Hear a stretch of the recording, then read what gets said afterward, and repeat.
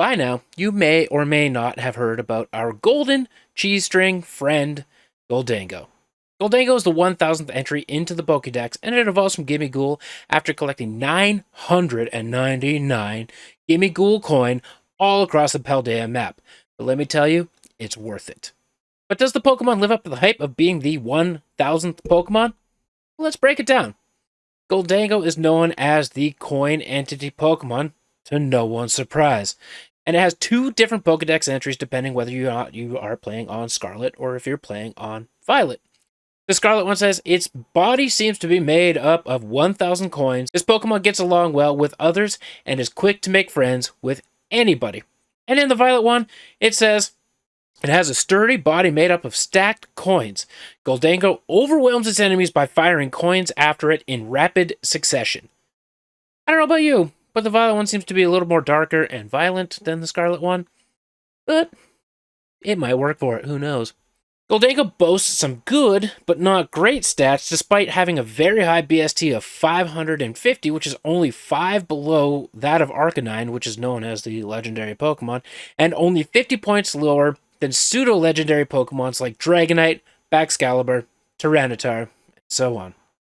But are those 550 points allocated well?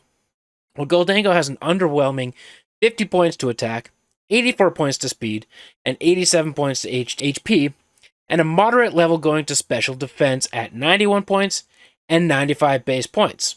But the one category that is off the charts is special attack at 133 points.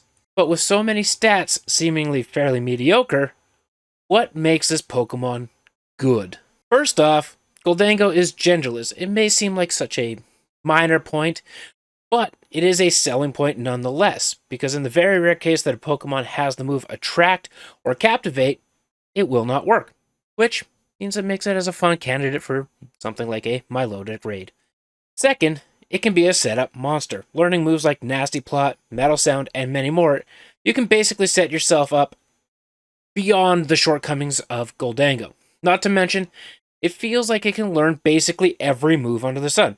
I mean, not really, but it can learn Ghost, Steel, Normal, Fighting, Dark, Electric, Rock, Psychic, and Fairy-type moves throughout leveling or random TMs. 9 different move types can be learned and taught to Gholdengo, which is absolutely crazy.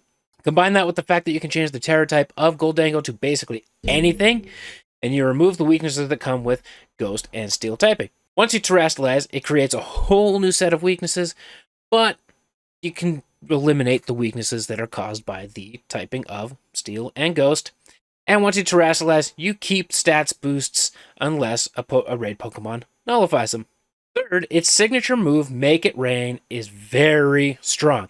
It's a 100% accurate move with 120 base power that can be increased with moves like Nasty Plot and a Terra Steel type. It's a special move, which makes sense as Gholdengo is a special attacker and is also non-contact. The downside to this move is that it's limited PP at 5 and can only be increased to a maximum of 8, and every time you use the move, your special attack lowers, but you can boost it back up with Nasty Plot, but it effectively makes this a 2-turn move.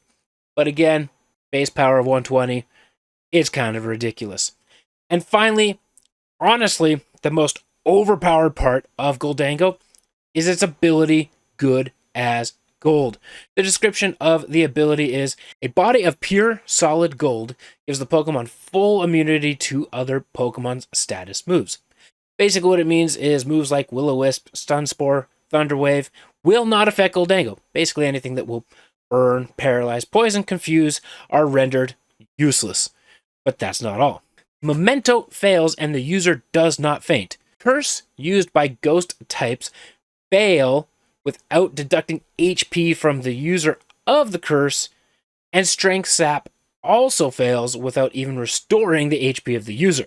However, Good as Gold does not block status moves that are targeted to the user on the other side of the field, or the field you stand on, such as Stealth Rock, Spikes, things like that. It also blocks the status moves that might be potentially beneficial to the ally Pokemon. Examples of such moves are Howl, Life Dew, and Helping Hand. Typically, I equip my Gholdengo with a Shell Bell for difficult raids, as it does deal enough damage to typically give me a full heal or like 90% heal each and every turn. And mine is currently set to a Ghost Terra type because a lot of times I like to use Shadow Ball, which gives it another potential for a special defense drop once the raid Pokemon puts up its shield. And then I can actually kind of combat that because it nullifies its own stats at that point. But I'm not a competitive Pokemon player. I am basically a guy that does a bunch of raids to hope to get different Pokemon and get some Herba so I can shiny hunt. But let me know in the comment section below if you have learned anything about Gholdengo and if you think our wild golden cheese string friend is befitting of the 1000th Pokemon.